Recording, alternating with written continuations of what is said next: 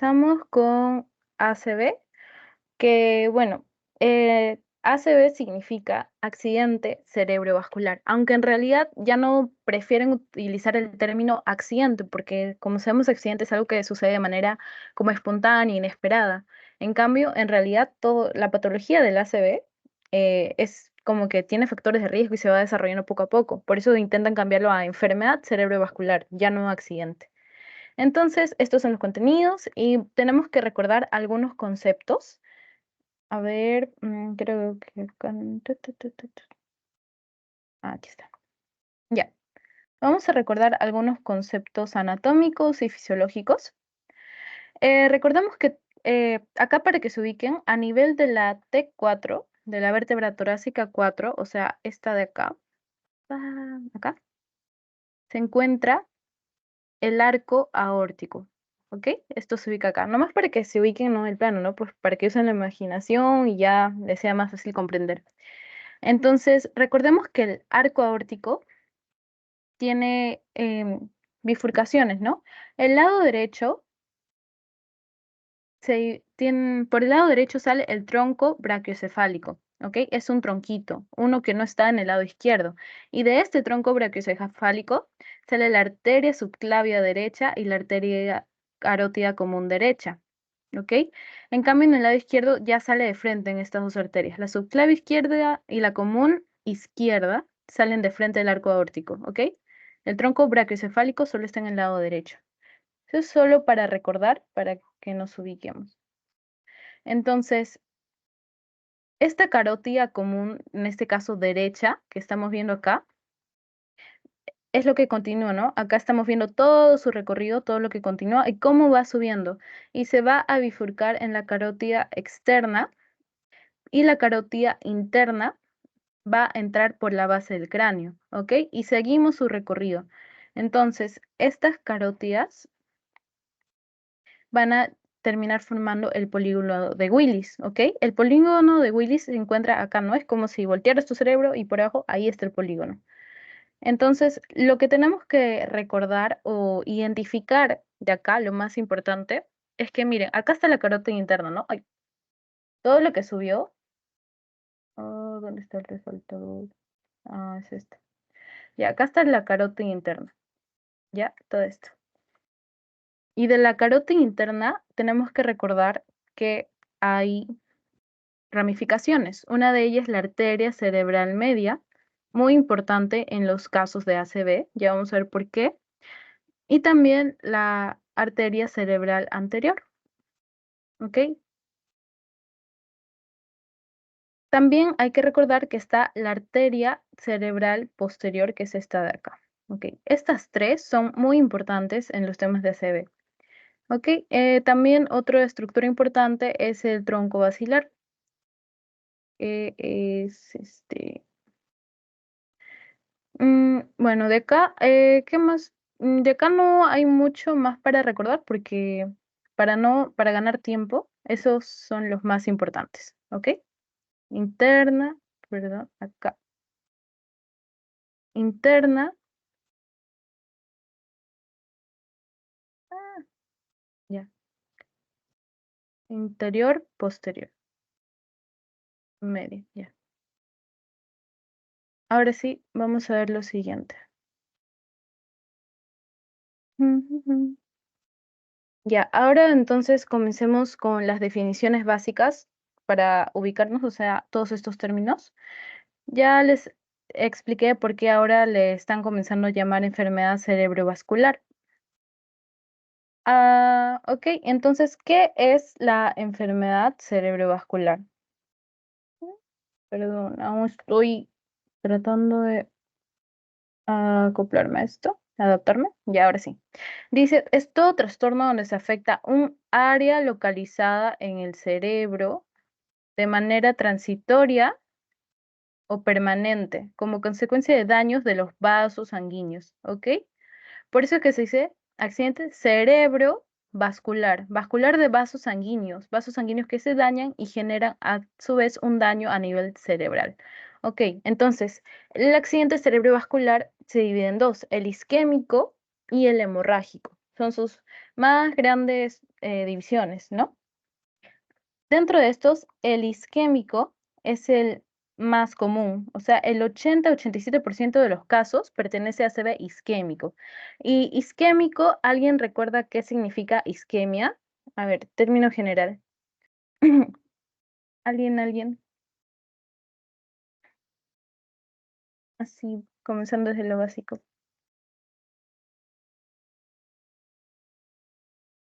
3, 2, 1, ya, ok. Isquemia, recordemos que es el término que se usa cuando hay cese de flujo sanguíneo. Se usa, por ejemplo, cuando cuando una zona ya no tiene irrigación. Entonces, el ACV isquémico es eso. El cerebro ya no tiene irrigación. A diferencia del hemorrágico, este hemorrágico de hemorragia, el cerebro, digamos, entre comillas, va a sangrar. Ahí vamos a ver cómo se puede pasar esto. No es literalmente sangrar, pero ahí vamos a ver. Este presenta solo el 10 a 15% de los casos y puede ser intraparenquímatos, o sea, dentro del tejido cerebral propio, o subaracnoidea, o sea, debajo de la capa aracnoides que conforma las meninges. Entonces, un ACV isquémico me va a conducir a un infarto. Perdón.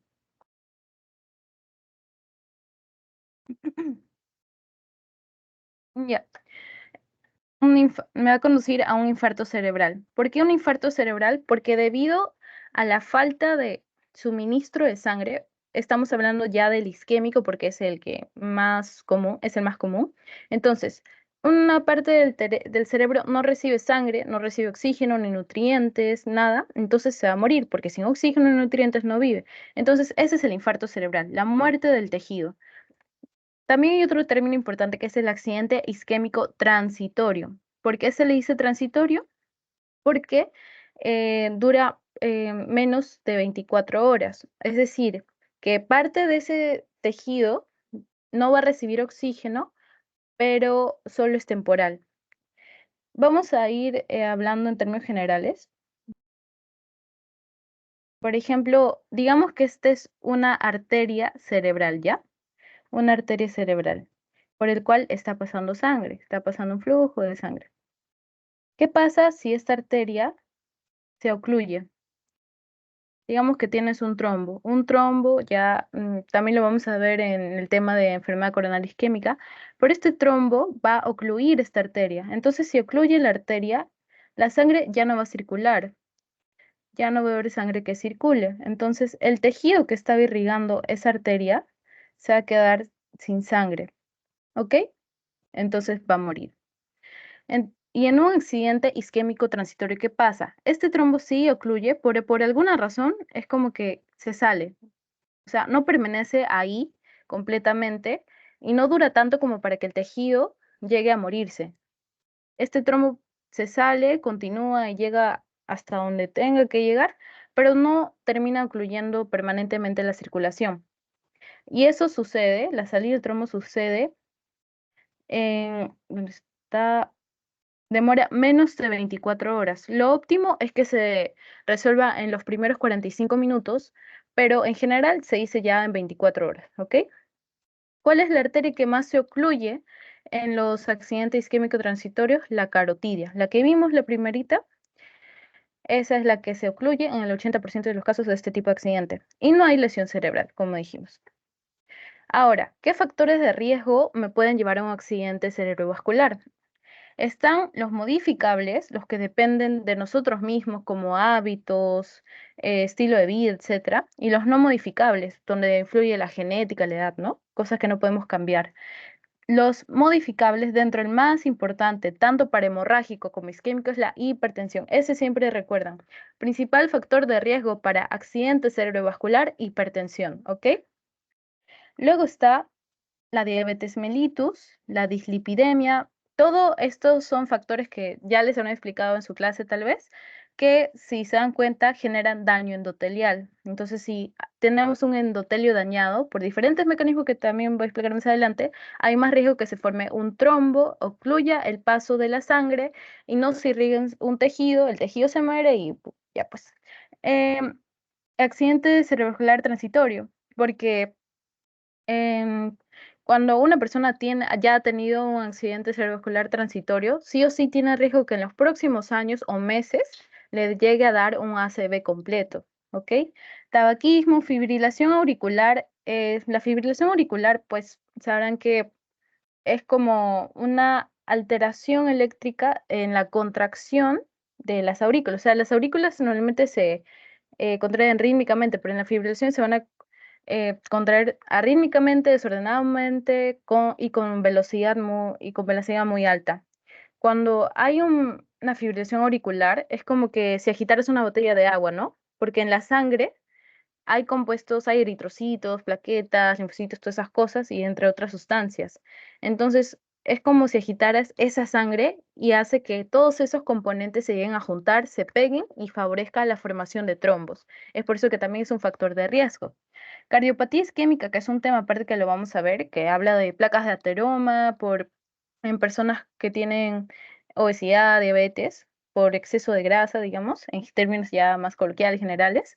Valvulopatías, alteraciones en la válvula mitral, tricúspide, no se cierran bien, hacen que favorezca la formación de trombos porque es como que se agitaran la sangre, parecida a la fibrilación. Entre los no modificables está la edad, obviamente, personas mayores de 70 años, riesgo de accidente cerebrovascular.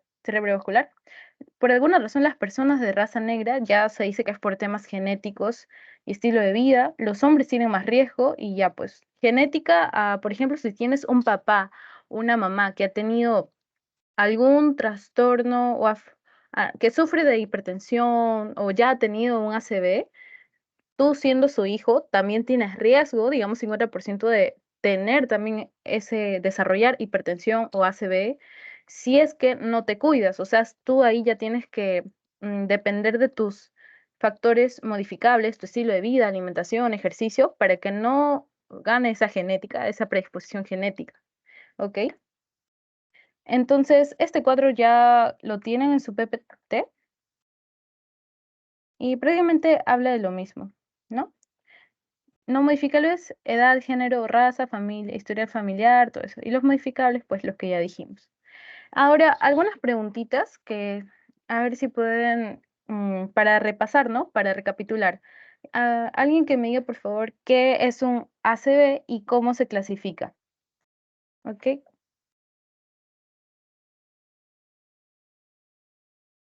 ¿Alguien? A ver, recuerdan, ¿qué es ACV entonces? ¿Y cuáles son las dos principales clasificaciones del ACV? Digan, chicos, digan.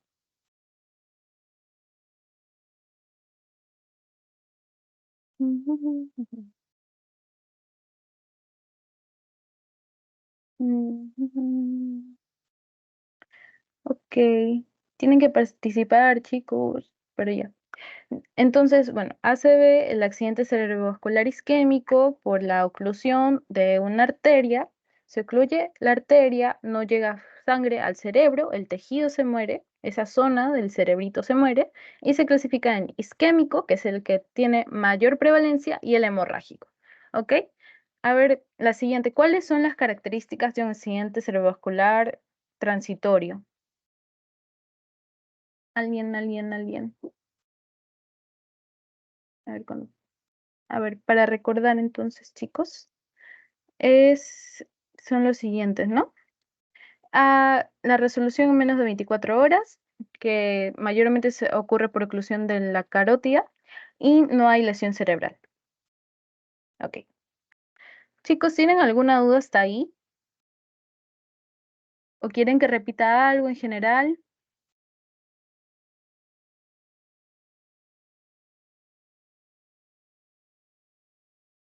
Ujú.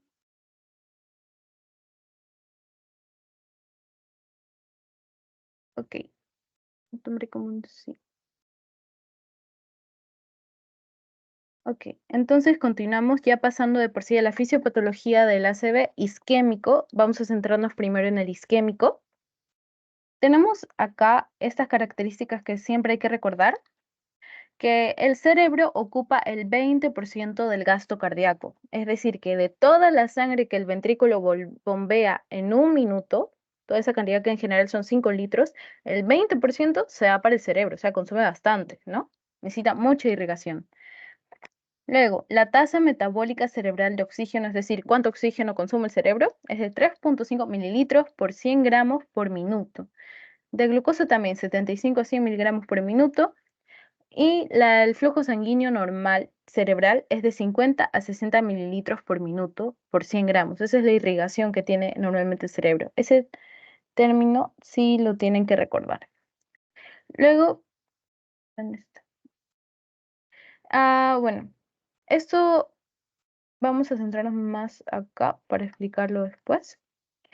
Entonces, digamos que ya tenemos una persona que ya ha tenido un ACV. Digamos que su trombito se ha ocluido acá. Ay, muy grande. Ya, acá está su trombito. Ya. O digamos acá, más común, arteria cerebral media. Ya, acá se ocluyó. Esta zona, las zonas de morado, son las zonas donde más probabilidad hay de que se ocluya, ¿no? La arteria. Entre ellas, pues la arteria cerebral media, arteria cerebral posterior, tronco basilar, etcétera. ¿Ok? Entonces, ¿qué pasa si ya una persona tiene ese trombito ahí? Ya su cerebro se está muriendo prácticamente. Por ejemplo, en un minuto ya hay muerte de 2 millones de neuronas y en 10 horas es como si el cerebro sin irrigación haya envejecido unos 26 años. O sea, es bastante, imagínense. Por eso, cuando hay estos casos, siempre se necesita una atención inmediata y hay una manifestación o manifestaciones clínicas que te dan a conocer cuando una persona tiene SB y al toque veas eso, ¡pum!, emergencias. Y también el ACV es la patología que más secuelas deja a nivel mundial, o sea, es tremendo. ¿Qué más? Ok, esto de acá. Estos son el flujo sanguíneo cerebral. Lo normal ya vimos, 50 a 60 por 100 gramos de tejido. Vamos a cambiar esto. Ya. Normal es 50 a 60. Oligoemia significa que hay poco flujo. Oligo significa poco, emia de sangre. Entonces ya por ahí van determinando, ¿no? Y eso es cuando hay de 20 hasta 50.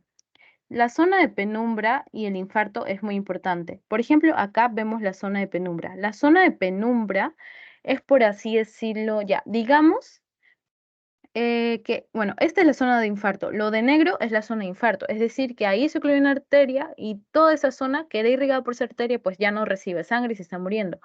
Y la zona de penumbra, igual pertenece a esa arteria. Pero ¿qué pasa? Hay otras ramificaciones. Digamos que esta arteria tenía otras ramificaciones que también le dan sangre a esa zona. Es por eso que puede sobrevivir. Porque a pesar de que esta está ocluida, aún hay otros vasos sanguíneos que le siguen dando nutrientes y sangre a esa zona. O sea, recibe poco, pero recibe. Y esa parte aún es salvable. ¿Ok? Si se vuelve a canalizar o quitar el trombo, esa zona de penumbra aún se salva. O sea que el tejido cerebral de esa zona aún no se ha muerto. No como en la zona del infarto, donde sí ya no hay recuperación y es donde pues te dejan las secuelas, ¿no? Bueno, este gráfico de acá prácticamente dice lo mismo. ¿Ven? A zona de penumbra cuando hasta 20 y de menos de 10, cuando el flujo es menor a 10 mililitros ya se considera infarto, ya no es recuperable. La célula ya está muerta. Ahora, ¿qué pasa cuando ya está una célula muerta? O sea, ¿qué pasa cuando en el tejido ya no recibe sangre, ¿no? Esto ya es más término bioquímico, no le van a tomar mucho, así que vamos a hacerlo rápido. Entonces, tenemos una célula, ya no recibe sangre. ¿Qué se hace? Se libera glutamato. El glutamato se va a unir a su receptor y ese receptor se va a abrir. Ese receptor es un canal, pues, ¿no? El glutamato se une a este canal, el canal se abre y deja pasar calcio. El calcio ingresa y genera eh, liberación de proteasas, lipasas, endonucleasas y óxido nítrico. Todo esto, miren, es proteasa, lipasa, endonucleasa. Son enzimas que van a romper proteínas, van a romper lípidos y van a romper el material nuclear, ¿ok? Por otra parte, también disminuye la síntesis de ATP, genera daño mitocondrial y libera radicales libres. Los radicales libres son importantes porque van a dañar directamente el ADN. Y una célula con ADN dañado, entonces ya no sirve. Entonces, ¿qué hace la célula? Entra en apoptosis, se muere, en otras palabras, ¿ok? Eso es lo que pasa con una célula cuando ya no recibe flujo. Lo que deben recordar, se libera glutamato que al final induce la apoptosis. Fin. Ahora, por otra parte, tenemos acá el mecanismo de lesión encefálica, que es prácticamente lo que ya les mencioné. Acá, hipoxia isquemia, ¿ok? Hipoxia isquémica te va a dañar el tejido. Aminoácidos excitadores, que es el glutamato, es el principal excitador de nuestro sistema nervioso, también te va a dañar porque induce la liberación de calcio y generación de radicales libres por los compuestos que se va rompiendo y que se liberan al romper las estructuras dentro de la célula. Influjo de calcio, radicales libres, todo lo que ya les expliqué acá, pues es lo mismo, ¿no? Activación de enzimas y equilibrio de potasio por ingreso excesivo de potasio, sistemas de caspases que también degradan la célula y el ácido láctico. Y bueno, lo del ácido láctico lo vemos más acá, ¿no? Que ya, es prácticamente lo mismo, pero ¿qué pasa por otra parte? O sea, ya cuando la célula no tiene sangre, también hay una falla eléctrica, digamos, y tampoco tiene oxígeno, porque la sangre lo que le lleva a la célula es glucosa, oxígeno, nutrientes, todas esas cosas. Entonces ya no tiene oxígeno y la célula va a querer, en primer lugar, entrar en un metabolismo anaerobio, un metabolismo sin oxígeno. Pero un metabolismo sin oxígeno ya sabemos que conduce a acidosis láctica y la acidosis láctica, a su vez, va a generar daño neuronal, porque no es normal, un metabolismo anaerobio, ¿ok? Entonces, esos son los principales mecanismos de daño. ¿Ok? Que se produce cuando ya la célula no recibe sangre. Entonces, respondamos estas preguntitas. Dice, ¿qué es la zona de penumbra y a partir de cuántos mililitros por 100 gramos por minuto se le considera? Chicos, a ver, ¿alguno? Responda.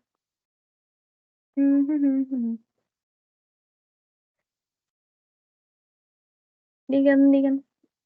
Ok, la primera preguntita, ¿alguien se anima?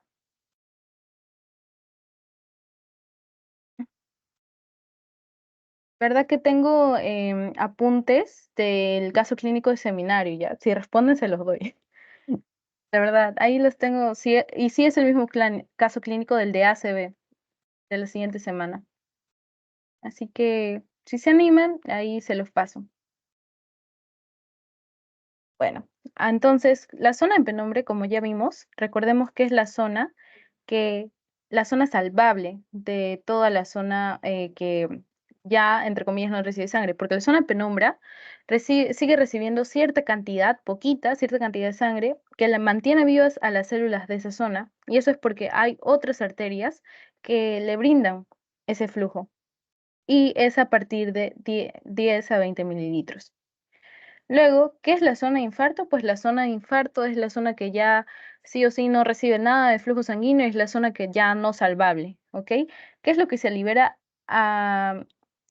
ah, ah, ya, ¿qué es lo que se libera al una célula cerebral entrar en hipoxia? Pues el glutamato, y que conduce a apoptosis, ¿ok? Son los puntitos ahí clave. Ahora pasemos a la clasificación TOST.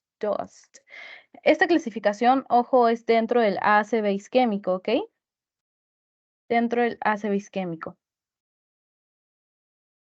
Entonces, la clasificación todas lo que me hace es decir las 5 principales causas, las 5 principales causas más prevalentes que me dan un accidente cerebrovascular isquémico.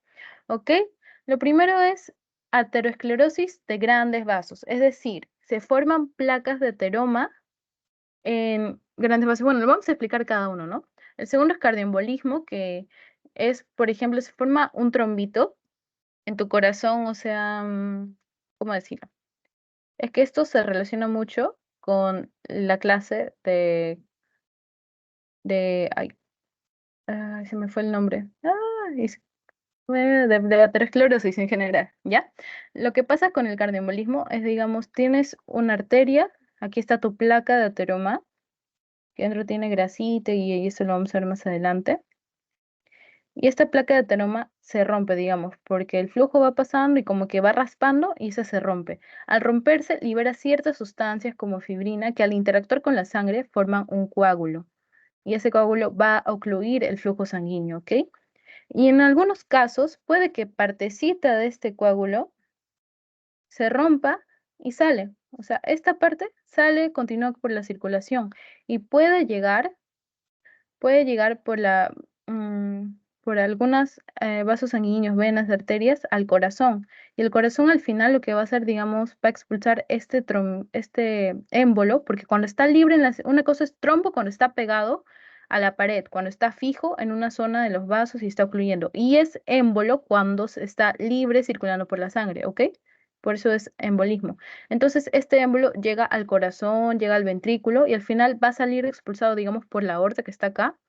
El émbolo sale y va a seguir su camino por las arterias y pues de la aorta llega al arco aórtico y va por ese recorrido por la arteria carótida hasta que llegue a una zona donde justo ese émbolo encaje. Ahí se transforma en trombo, ¿no? Porque ya encajó ahí. Ocluye la circulación y comience a pues ocurrir todo el proceso que les dije. Tapa el flujo sanguíneo, no llega sangre al tejido, se muere, ¿ok?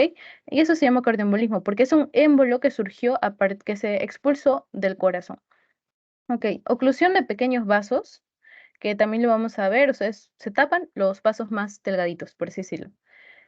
Stroke de otras etiologías determinadas, o sea, por otras causas, puede haber o sea, estas son las que debemos recordar, ¿no? Y de etiología indeterminada es, por ejemplo, dos o más causas identificadas, por ejemplo, puede ser que se te ocluya un vaso a este nivel y se te ocluye también al de acá. Encuentras en la geografía dos trombitos ahí, pero tú no sabes cuál en realidad causó pues el ACV. Entonces, por eso dice de etiología indeterminada, porque puede haber dos o más causas que se han identificado y no sabes cuál de las dos es en realidad.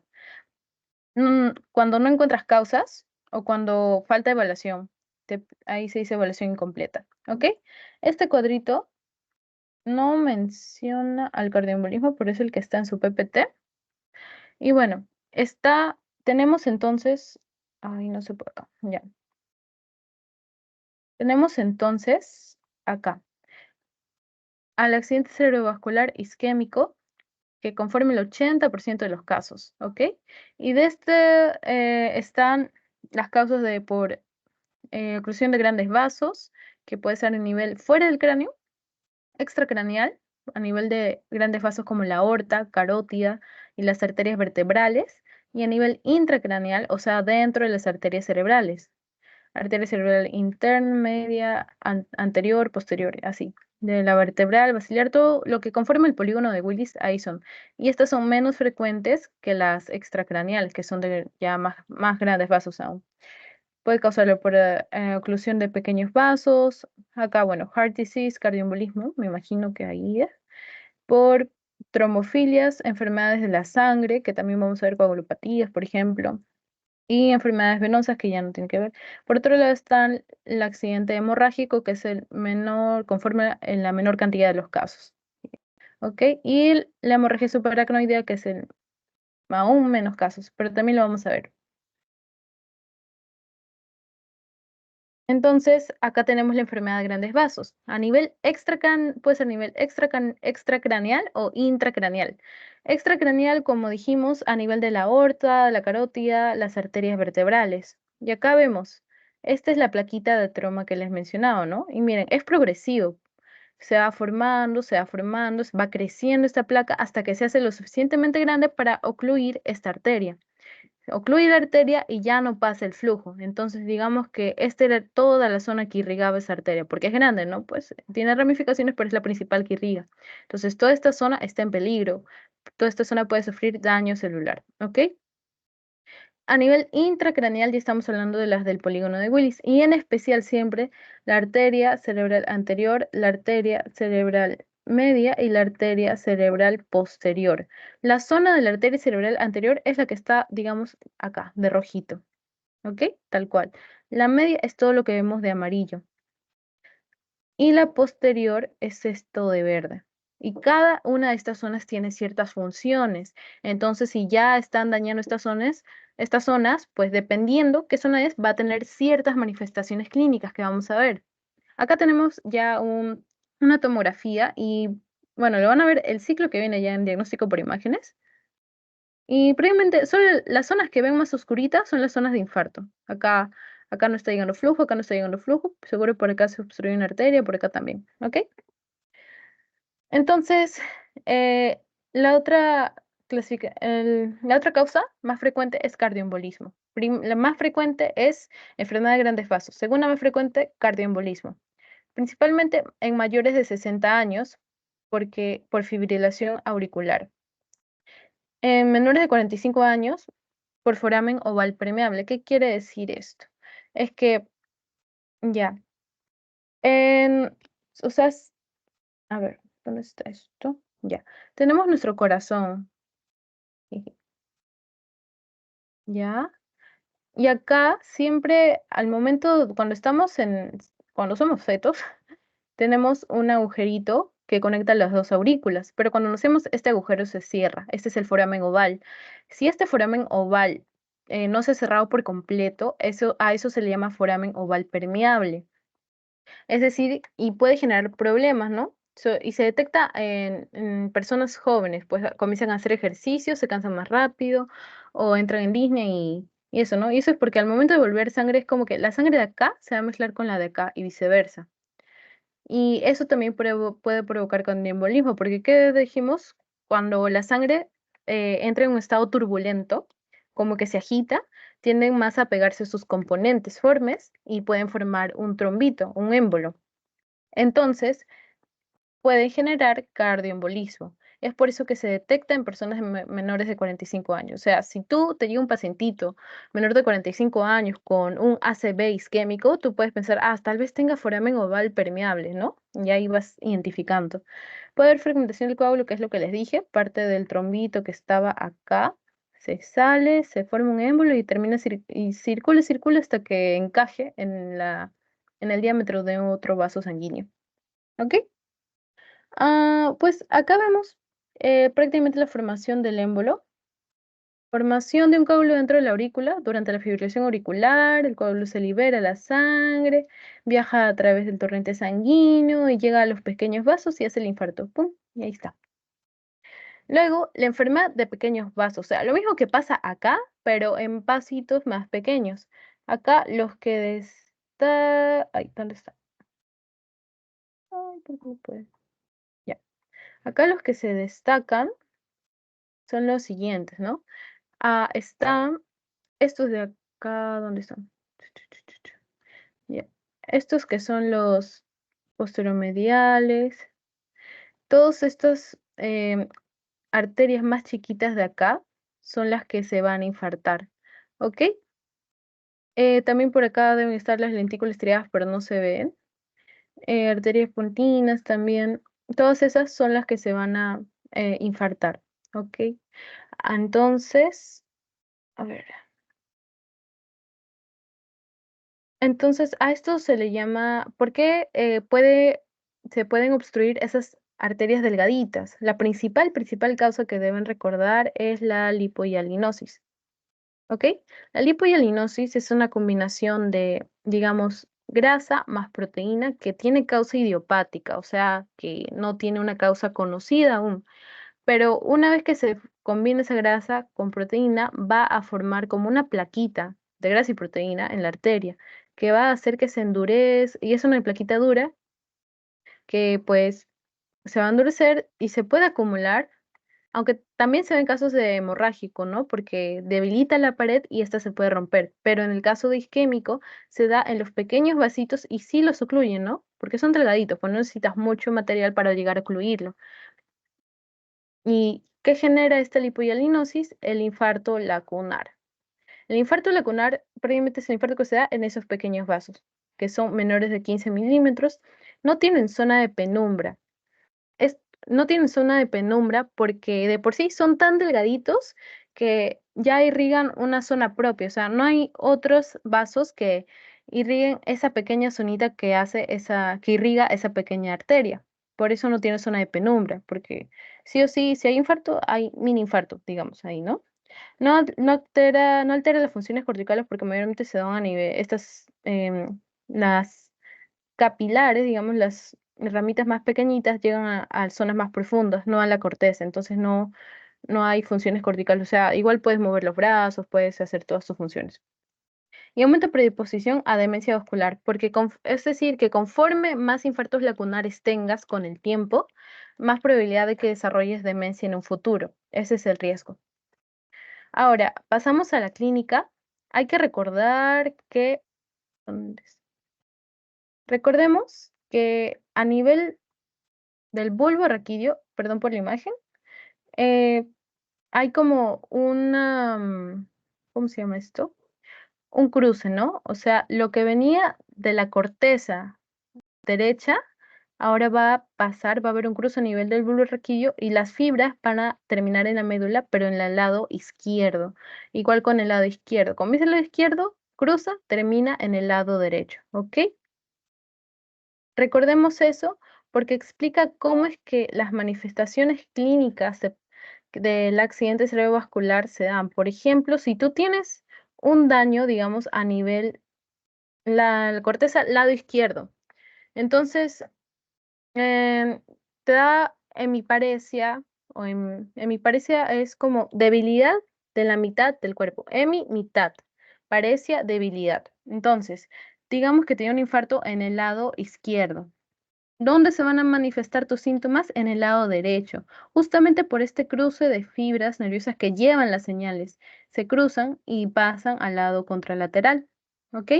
Entonces, vamos a ver esta imagen primero, un señor normal, pero miren esta imagen. Si se dan cuenta, al dividir la mitad del rostro, si le pedimos que sonría, este lado está más caído. Este es el lado derecho de su cara. Entonces, ¿dónde creen que va a estar el infarto? Si el lado derecho está caído, va a estar en el lado izquierdo, ¿no? Significa que ha tenido una afectación, un infarto, un ACV en el lado izquierdo de su cerebro, ¿ok? Igual con la señora, miren, no puede levantar la mano derecha, entonces su daño, su lesión debe estar en el lado izquierdo. Ahora, ¿qué es lo que caracteriza sí o sí, o que siempre se ve un ACV isquémico? Es alteración de conciencia, pérdida de fuerza y asimetría facial. Siempre se ve eso. Por eso es que es sencillo de detectar en general. Entonces, una persona que está con este rostro caído, por un lado, ya tú al toque sospechas y tienes que llevarlo a emergencia, porque recuerden, tiempo es cerebro, y mientras más tiempo pase, peores va a ser las secuelas que va a tener el paciente. Esta es otra estructura bifa, se llama. Ves el balance, las manifestaciones clínicas, ¿no? Pérdida de balance, puedes perder la visión de un lado del ojo, la cara, la simetría facial, los brazos débiles, alteraciones del lenguaje. ¿Ok? Entonces, ahora sí, de esto tienen que prestarle mucha atención porque esto viene en los parciales. Y pues hay que recordar, ¿no? Cuando hay lesión en la arteria cerebral anterior, veamos estos grafiquitos de acá, miren, todo lo que está azul claro es la arteria cerebral anterior. Y miren qué es lo que cada parte del cerebro, recordemos que tiene fibras motoras y sensitivas. Entonces, si hay una lesión, van a alterar esas fibras motoras y sensitivas y va a haber unas manifestaciones clínicas de acuerdo a eso. Si se altera la arteria cerebral anterior que dirige las piernas y el pie y el tórax, acá se ve también mejor, miren, el tórax, la pierna y el pie motor a nivel motor, o sea, el movimiento de la pierna, el pie y el tórax, y tampoco, y la sensación que, o sea, lo que sientes a nivel del tórax, de la pierna, del pie y los genitales. Todo eso se ve alterado si te dañas la arteria cerebral anterior. Por eso hay una hemiparesia no densa crural. Crural significa pierna, ¿ok? Como ya vimos. Es decir, que la mitad de tu cuerpo va a estar debilitado y sobre todo tu pierna, cuando es arteria cerebral anterior. Esto es lo principal que deben recordar. Si les dice a predominio crural, cerebral anterior, ¿ok? Recuerden eso, si les viene un caso clínico y ven predominio crural, es cerebral anterior. Una apatía, el paciente está apático, afasia transcortical motora, es decir, tú le dices, ¿qué objeto es este? Y no te va a decir como, va a querer decir, es un lápiz, pero no le sale, es como, o sea, no le salen las palabras, ¿ok? Eso es afasia transcortical motora. Apraxia idiomotora, es decir, tú le dices, coge el lápiz y es como que no va a poder. Apraxia de praxis, por ahí la saca. No puede. ¿Ok? Eso es en arteria cerebral anterior. En arteria cerebral media hay hemiparesia no densa facio-braquial. Y vamos a ver por qué. Porque miren, todo lo blanquito es todo lo que irriga la arteria cerebral media. y vemos que controla a nivel motor y sensitivo ambos, el brazo, mano, rostro, lengua. Igual acá, miren, brazo, mano, rostro, lengua a nivel motor, y tampoco vas a tener sensación en el brazo, en la mano, en el rostro, ni en la lengua, pues no. Entonces, por eso, cerebral media siempre es facio-braquial, ¿ok? Va a haber afasia, no va a poder hablar, heminegligencia, asterognosia y grafestesia. Heminegligencia es como que se encuentra desorientado, no identifica, no capta. Asterognosia es como no reconoce los objetos con la mano, o sea, toca esto, no sabe que es un lápiz. Y grafestesia es, digamos, le quieres dibujar una ola y dices, ¿qué letra es esta? Y te va a decir, no sé qué es eso, pues no lo identifica. Definición de la mirada conjugada, o sea, tus ojos, que deberían estar mirados, pues como que ambos se mantienen mirando a la derecha o ambos se mantienen mirando a la izquierda, dependiendo de qué parte si el lado derecho o el lado izquierdo de tu cerebro está dañado. Así es, ¿ok? Esa es arteria cerebral media. En la arteria cerebral posterior vemos la zona posterior, recuerden que es la zona de la visión, también en el temporal vemos zona hay una zona que controla, digamos, para la lectura, aprendizaje, etcétera, ya son más específicas. Lo que predomina acá es hemianopsia homónima contralateral. Hemianopsia es relacionado con la visión, porque se está dando la parte posterior, ¿no? La región occipital. Entonces, hemianopsia homónima, es decir, que pérdida de visión, hemi de mitad, hemianopsia, pérdida de la mitad de la visión. Homónima es como al mismo lado. Contralateral es que es al lado contrario de la zona afectada. Entonces, esta es una hemianopsia homónima de izquierda. Significa que el lado que se afectó fue el derecho, pero, o sea, es como que no ve con la mitad del ojo. Literalmente es así, o sea, es sorprendente. Luego está la alexia sinagrafia, o sea que no puede leer, pero sí puede escribir. Síndrome de Weber, que ya para que identifiquen amnesia anterior, esto ya no, bueno, estos no son tan relevantes, pero amnesia anterógrada es como que a partir de la lesión, los sucesos que han pasado no los recuerda, es como que su memoria a corto plazo ya no funciona. Esa es amnesia anterógrada, ¿ok? Esta es una tabla que les mencioné así del PORT para que se ubiquen con las manifestaciones que hay de acuerdo a la arteria cerebral alterada o dañada. ¿Ok? Y bueno, eso es con ACV isquémico. Y está bien que demos un descansito, chicos, y continuemos con ACV hemorrágico. Unos 5 minutos de descanso. Sí, está bien. Gracias, Valeria. Ok, en 5 minutos entonces y continuamos.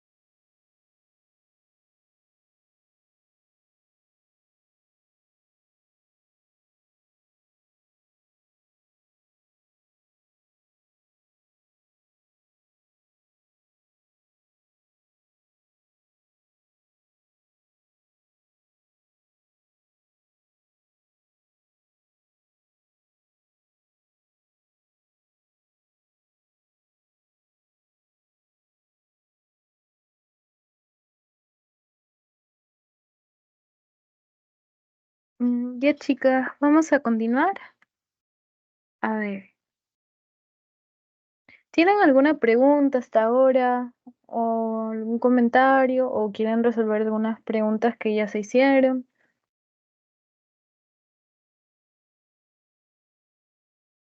Ujú, ujú. Ya, ok, continuamos. Mm, Ya. Ahora, esta parte ya es más corta. Es ACV hemorrágico. ¿Sí se me escucha, chicas? Una me confirma, por favor.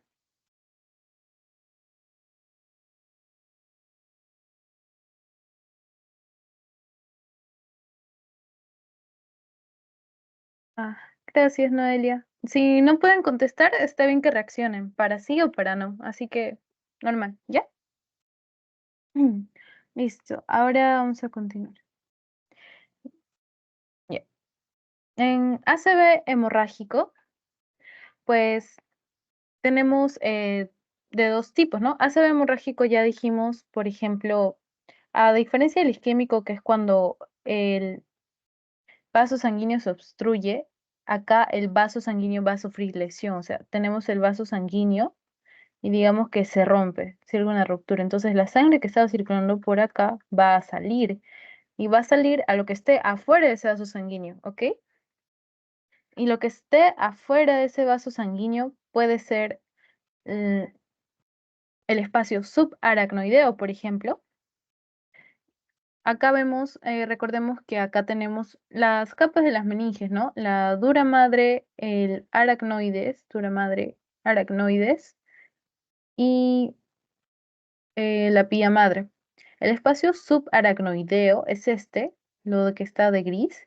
Subaracnoideo, o sea, debajo del aracnoides. Todo ese espacio donde también circulan arterias, vamos acá. Pues imaginen que una arteria que esté en esa zona se revienta. Entonces todo ese espacio se va a llenar de sangre. ¿Ok? Entonces así comienza el ACV hemorrágico. Ya, acá vemos hemorragia subaracnoidea, en hemorragia en el aracnoides. Ahora, el intracerebral, ¿cómo es? Es hemorragia dentro de esta zona, acá. O sea, una arteria que estaba acá se rompió y está mojando o vaciando su contenido en el parénquima cerebral directamente. Esa es la principal diferencia. ¿Cuál es más frecuente? El intracerebral. ¿Ok? Ahora. Em, tanto el subaracnoideo como el intracerebral pueden tener causas traumáticas, o sea, un golpe y te rompe un vaso y ya, pero no es la principal, o sea, ahorita vamos a ver eso. Lo que sí tiene sí o sí causas traumáticas por golpes, lesiones, todo eso, son los hematomas subdural y epidural, ¿ok? El hematoma subdural quiere decir debajo de la dura madre. Ok, esta es la dura madre. La dura madre está en contacto con el cráneo. ¿Y qué está debajo de la dura madre? Pues el espacio, digamos que está encima del aracnoides, ¿no? Acá está el aracnoides.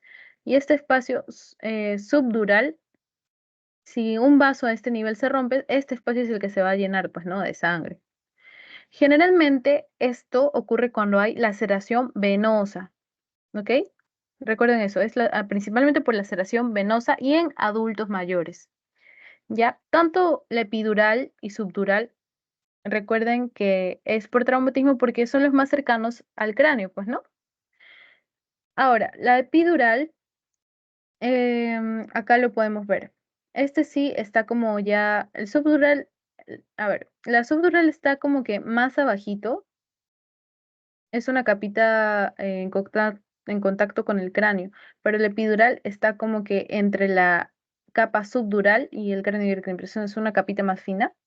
Y si hay un vaso roto a ese nivel, o sea, igual, se llena de sangre, la misma cosita.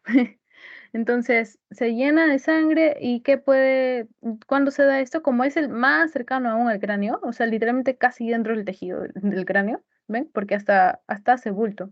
Entonces puede haber fractura de parietal o temporal, o sea, por fractura parietal o temporal.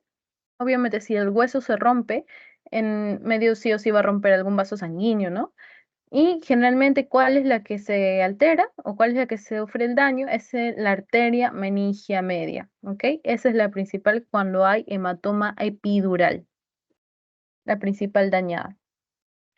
Next. Ahora, en el ACV hemorrágico subaracnoideo, pues ya más específicamente vemos ya.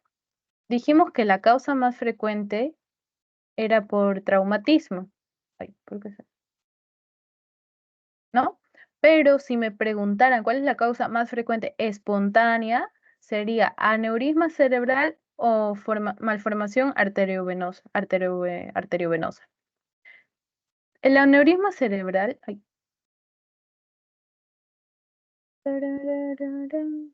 el aneurisma cerebral, digamos, este es tu vaso, esperen, ya, este es tu vasito y tiene como una dilatación ahí, ¿ya? Y esta pared, esta parte dilatada de este vaso es más delgada, por lo tanto, si, digamos, aumenta la presión arterial, por eso la presión es tanto para isquémico como hemorrágico, si aumenta la presión arterial contra estas paredes o hay algún daño por ahí externo, es muy probable que esto se rompa. Se rompe, sale la sangre, ACV hemorrágico, ¿ok? Malformación arteriovenosa es lo que vemos acá. O sea, toda una maraña en la conexión justo de arterias y venas, miren, todo está grueso, desordenado.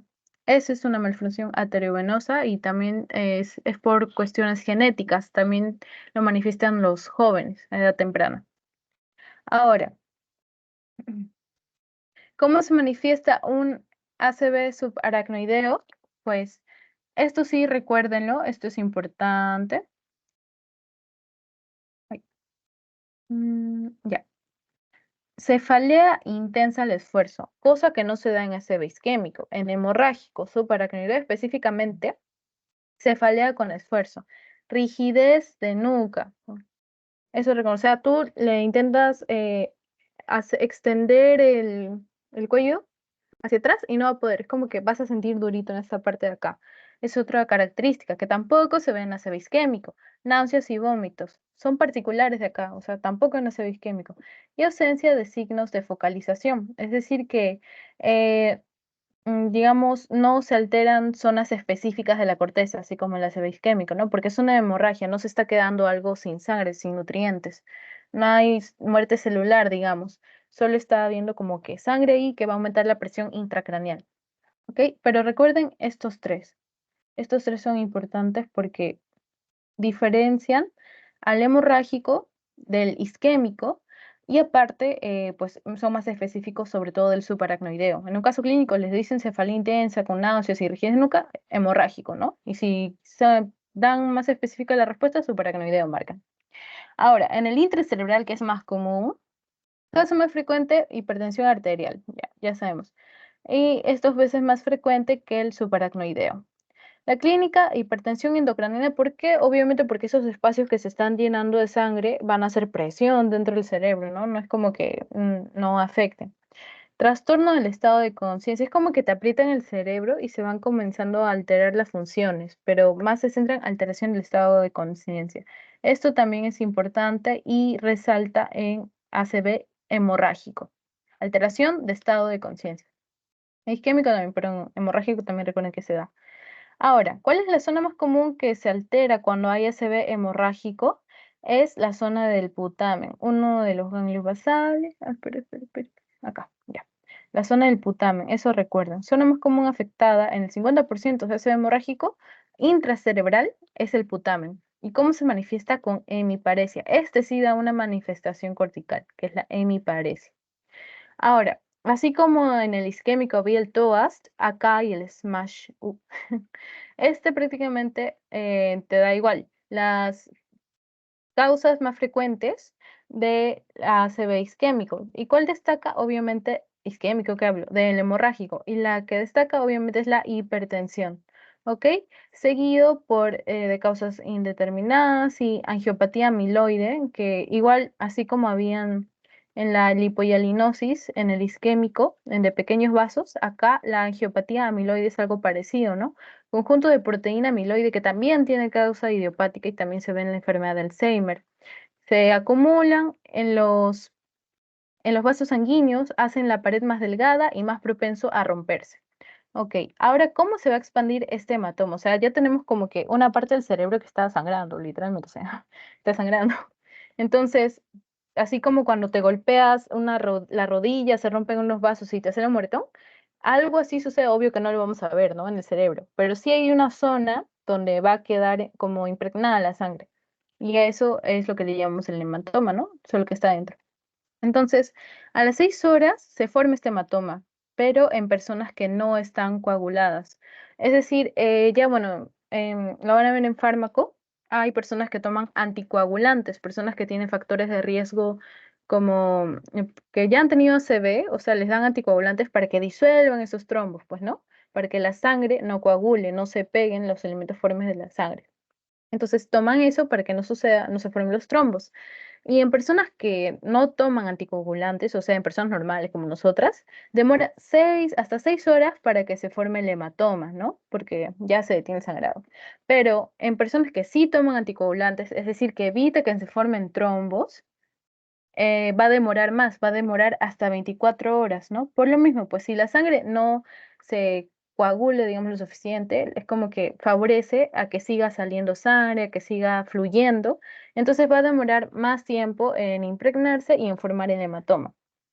Esto también importante, recuerden, el edema perilesional, edema es por la acumulación de líquido, pues, ¿no?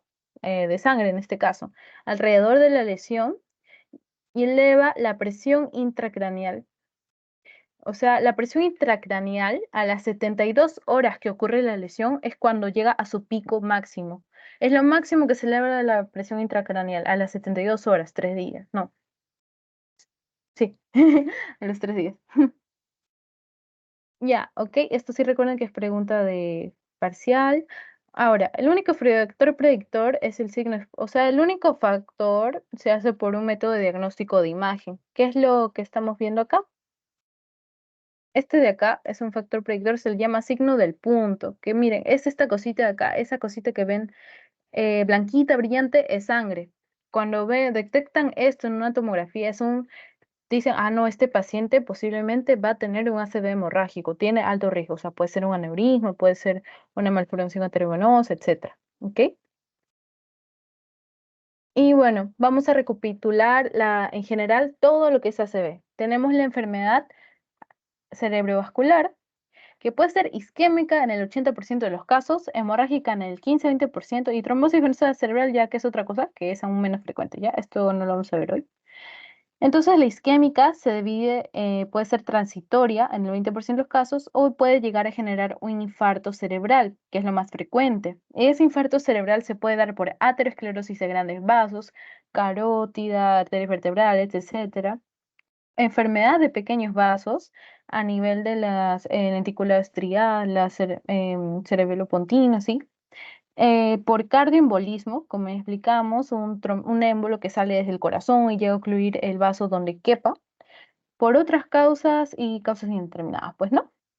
Ahora, en cuanto al hemorrágico, que es el menos frecuente, puede ser intracerebral, o sea, que afecta, que sangra directamente en el parénquima, y hemorragia subaracnoidea, que llega a los espacios, llena el espacio subaracnoideo. ¿Ok?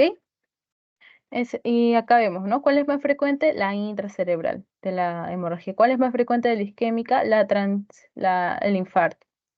Ahora, esta tablita es una tablita de lo que les hablé del up-to-date, que pues es muy útil porque, miren, te da a la zona, bueno, las características las manifestaciones clínicas cuando se afecta cada arteria, ¿no? Cerebral media, cerebral anterior, e incluso cuando se altera la vértebra basilar, que también da em, características específicas, como ya más alteración del sensorio, vómitos, etcétera. Ok.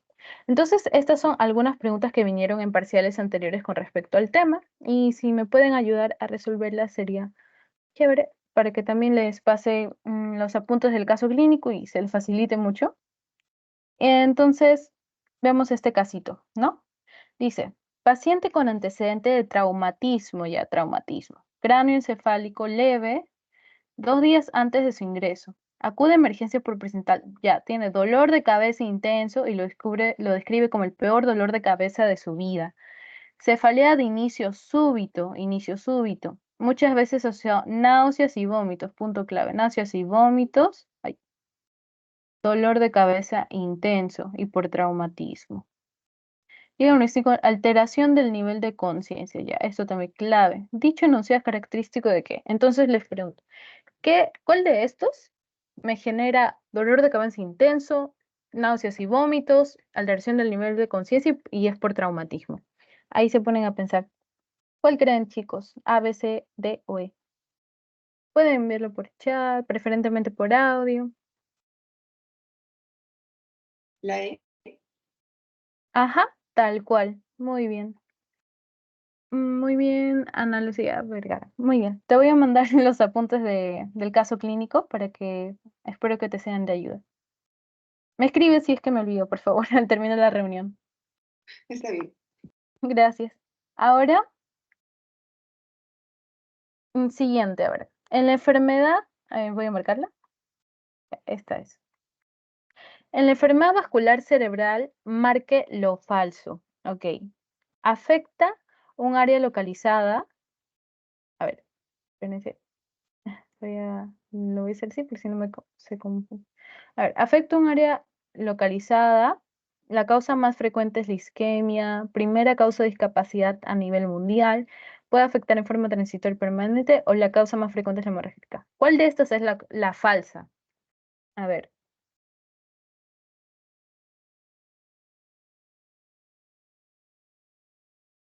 Falsa, falsa, falsa. A, B, C, D o E.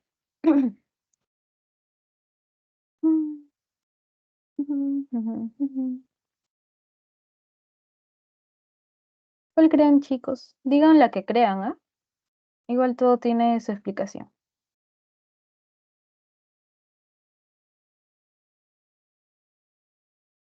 Bueno, entonces la respuesta aquí es esta. Esta es la falsa, porque ¿cuál dijimos que es la más frecuente? Es la isquémica, ¿ok? Acá es la isquémica. Ahora, en las hemorragias intracerebrales por etiología hipertensiva, ¿cuál es la localización que con mayor frecuencia se compromete? Ya, eso lo mencionamos vagamente. ¿Pero cuál creen que es? Ya, digan así incluso. La E. ¿La E? A ver. ¿Cuál? Muy bien, Valeria. Listo, ya. Me escribes también al final, por favor. Ahora, ahí va. La última. Se describe por el paciente. Ah, no, eso parecía. Peor dolor de cabeza de su vida. Cefalea de inicio súbito, náuseas, vómito posterior, alteración de la conciencia. Ya. ¿Esta cuál es? Ya hemos visto una muy parecida, pero esta es más específica. ¿Cuál creen que es?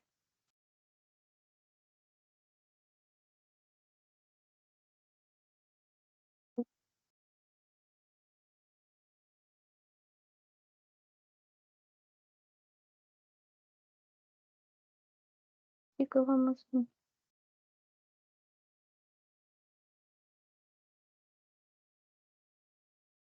Sería la A. Muy bien. Ay, la rollo, perdón. Muy bien, es porque recuerden, la subaracnoidea, o sea, si te dicen hemorragia, bueno, es la misma, ¿no? Bueno, si te dicen accidente cerebrovascular hemorrágico, está bien, pero si también te dicen subaracnoidea, entre esas dos tienen que marcar la subaracnoidea porque es la más específica y la principal con estas manifestaciones clínicas, ¿ok? Y estas, en general, las características que lo diferencian de un isquémico. En accidente cerebrovascular isquémico no vas a tener cefalea intensa, ni náuseas, ni vómitos, ¿ok? En los dos tienes alteración de la conciencia más potente en la hemorrágica. Y la hemorragia sí tiene náuseas, vómitos, dolor de cabeza. ¿Ok? Entonces, con eso terminamos por hoy. Bueno, esta es otra tabla de UpToDate que les puede servir para diferenciar los factores de riesgo, la clínica y otros datos sobre los tipos de hemorragias o de accidente cerebrovascular intracerebral, subaracnoidea, isquémico por diferentes causas también. Y eso es todo.